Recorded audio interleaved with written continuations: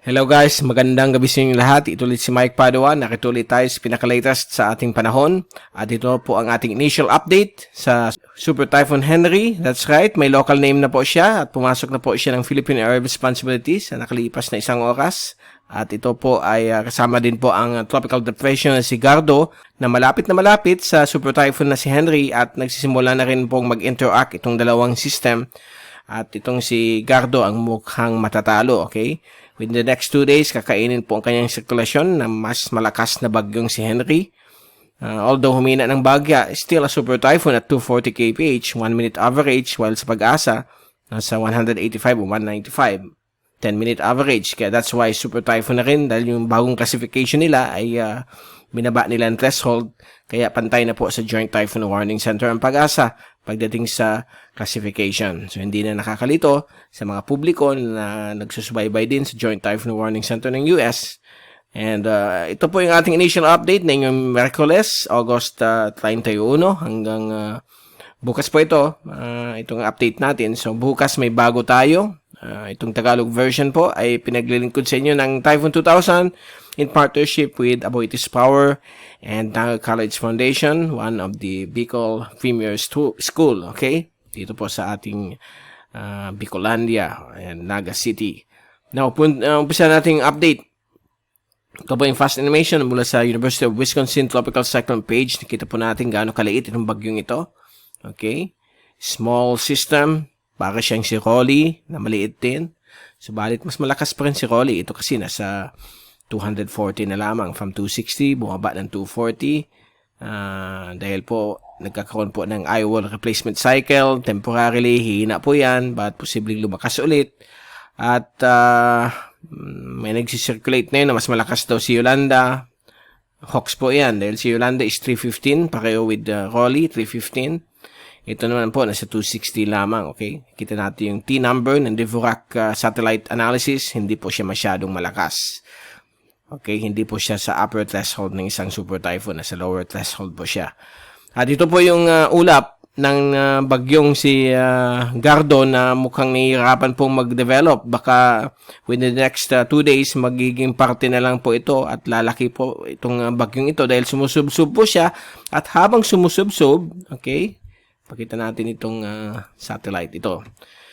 Pinupush kasi siya ng isang high pressure dito sa China and then within the next 2 days, mag-install po siya dyan, umpisang bukas, September 1 hanggang 3. At habang nag-install po siya dyan, dahil yung high pressure sa may China hihina at may panibagong high pressure sa may nakait niya na magpo-form, magkakaroon po ng counter-steering yung dalawa, okay? So, kung mangyayari niyan, hindi po siya gagalaw until yung isa magbigay, yung isang lalakas.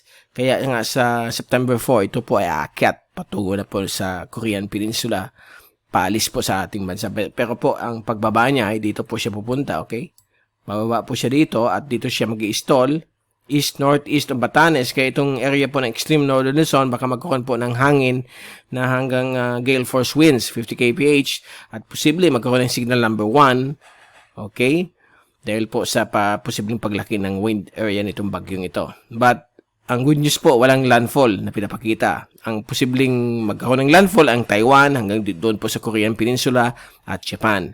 Dito po sa Pilipinas, hindi po katotohanan na may landfall sa atin. Wala po yan. Kahit yung habagat, hindi masyadong aabot ng 70+. Aabot lang po siya ng 47 kph. Base po yan sa pinaka-highest sa mga computer models na nakita natin sa wind ng habagat. Ang medyo problemado na lang po ang Ilocos region down to western sections of the Central Luzon, Mimaropa, dahil po sa habagat. Okay? Baka mas grabe po mga ulan na idadala nito since 3 araw na hindi halos kikilos dito ang bagyong si Henry. So mag-ingat po tayo sa mga kababayan natin dyan sa quake ravaged areas ng Northern Luzon. And sa mga bulubundukin po ng Cordillera Administrative Region, mag-ingat po kayong lahat dyan sa possible landslide, flooding, okay? Dahil po sa mga ulan dala ng habagat. Sana yun, wala pa po ang habagat, pat bukas magsisimula na po siyang lumakas. At itong bagyong itong si Gardo, yan po, exposed po yung kanyang center, yan, no? Okay, dito si Gardo, ito po yung kanyang exposed na circulation. Napupush po dyan dahil yung outflow na hangin mula dito sa bagyo na palabas, which is clockwise, okay, nasisira po ang kanyang upper level environment at lower level environment ditong bagyong si Gardo. Kaya in the next few days, itong ulap na ito ay unti-unti papasok po dito sa circulation ito. Okay? Now, puntahan natin yung infrared mula sa RAMMB at SIRA, which is part of NOAA. At kita po natin, hindi masyadong ganung kalakas yung kanyang cloud tops, hindi masyadong malamig. Ibig sabihin, nagwi-weekend po siya unti-unti. At yung ulan niya hanggang 250 millimeters lang po. No, heavy, walang extreme rainfall, but still, babantayin po natin pagdating niya po dito sa area na ito. Dahil baka pagdating niya dito, magkaroon po siyang more moisture, kaya baka lumaki ang kanyang circulation. But again, naka-limited lang po sa extreme northern Luzon o Batanes, Bubuyan, Cubao Islands ang kanyang sirkulasyon. So, wala tayong problema dito sa ibang parte po ng Pilipinas. At walang landfall na mangyayari. Okay, ito po yung sa windy.com zoom in satellite animation. So, yan po. Nagbibigay na po ng gale force winds sa Okinawa area. At ito naman po sa Luzon, ito po ay localized thunderstorms na pinapalakas po ng tinatawag nating trough mula kay Gardo. And bukas, magsimula na po yung tinatawag nating southwesterly at westerly winds na magkakaroon na naman po ng mga thunderstorms sa Caloocan Baguio po ng Luzon. Ito po yung ating tracking kanina as of 11 a.m. So, sub po siya. 3 days, nandito po siya. At posibleng unti-unti hina na po yung kanyang hangin. Magiging category 3 na lang, category 2 na typhoon. And then, kikita po ninyo, yung wind area medyo maliit pa dito. But ito po kasing wind area na ito, nasa hanggang, tingnan natin ito sa baba. Umaabot lamang po ito ng 75 to 100 na bugso. Pero yung gale force winds na umabot ng 50 to 60 ay aabot talaga dito sa extreme northern Luzon. So, medyo rough ang seas, coastal waters. Baka magkaroon ng mga maliliit na storm surge up to 1 to 2 or 3 meters. At ito yung lahat ng Asian agencies, pareho ng tracking natin. They all agree, pagdating po dito, after 3 days, akit po siya patungong Korean Peninsula. So, walang pinapakita na maglalandfall sa Taiwan dahil dito po sa isang graph natin kasama. Ito po ang lahat ng mga computer models. Meron pong ensemble mas na pinapakita dito, okay? Ito yung landfall scenario sa Taiwan. Samantala, ito po yung European at American model. At ito naman po yung Canadian model. Okay? So, lahat sila nag-agree na dito siya pupunta sa area na ito. Patungo dyan. So, titingnan natin bukas kung anong pagbabago ng models, but medyo lumalawak. Medyo lumalawak po ang area of uncertainty into mga computer models, but still, nandun pa rin yung forecast. Itong nakikita nyo dito sa gilid, okay? Ito po yung tracking. Yari dito. Dahil lang, ha? Ito po yung tracking ni Gardo. Okay? So, sasanib na po siya sa sirkulasyon ng bagyong si Henry. Ito naman yung forecast sa ulan for the next 4 to 5 days. We will extend it na hanggang Monday. Baka makita ninyo, o Tuesday. So, bukas ng hapon, sisimula na po yung light westerly to southwesterly winds. Friday, yan na po yung mga ulan sa western sections po ng northern at central Luzon. So, mag-ingat po tayong lahat dyan sa Ilocos region at western sections po ng central Luzon. And also, the Cordillera Administrative Region. Mag-ingat po kayong lahat dyan. Possible na makapabaha dala ng habagat. So, may extend po yan hanggang Sabado at Linggo. At meron pa rin sa Lunes. Although, humihina na po siya. Dito naman po sa may Visayas, Western Visayas, may Maropa. Ay may mga thunderstorms o ulan. Dala po ng habagat.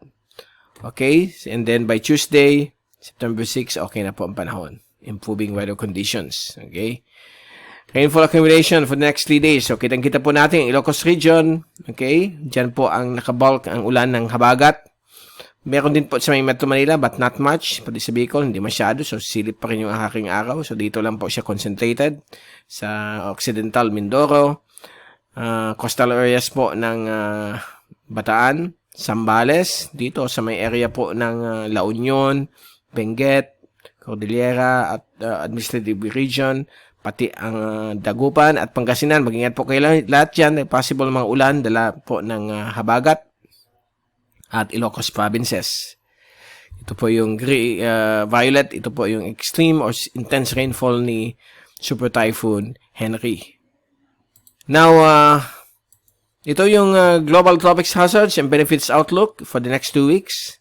Galing sa Climate Prediction Center ng NOAA. Week 1, valid August 31st to September 6. Yung bilog na pulang-pulang yan po ang bagyong si Henry. Okay, o Super Typhoon po siya. At September 7 hanggang September 13, meron na naman po dito. Medium chance or moderate confidence ng isang tropical cyclone formation but baka hindi matuloy. Pero babantayin po natin yan. At bago tayong paalam, ito ulit yung ating GovSat kaninang early morning. So, nakakaroon po na ng binary interaction between the two. Siyempre, ang mananalo dyan si Hinamnor, okay? O si Henry. Dahil po si Gardo ay napakahina naman ng weather system. So, mag-roundabout lang siya sa side ni Hinamnor hanggang matunaw po. Okay, so yan po ang Fujiwara effect. Interaction o binary interaction between two tropical cyclones 1,500 kilometers from each other. Yung mahina, kakainin ng mas malakas. Pag parehong malakas, mag-repel lang sila from each other. Hindi po sila pwede mag-merge pag pareho po ang lakas. So, gaya nito, medyo mahina si Gardo. So, kinakain unti-unti ni Hinamnor o ni Henry. Okay, so yan po. Diyan po natin tinatapos ang ating update. At muli, babalik ulit tayo bukas, Huwebes, upang bigay sa inyo pinakalalita sa bagyong si Henry at si Gardo. Mula sa Typhoon 2000, ito si Mike Pado ang papaalam. Huwag niyong kalimutan mag-subscribe sa ating channel, MrTyphoon.tv, or youtube.com/MrTyphoon, or facebook.com/MrTyphoon, or Facebook, o www.MrTyphoon.com para sa latest Facebook videos din. Okay? Until then, see you again tomorrow. God bless and good evening sa inyo lahat.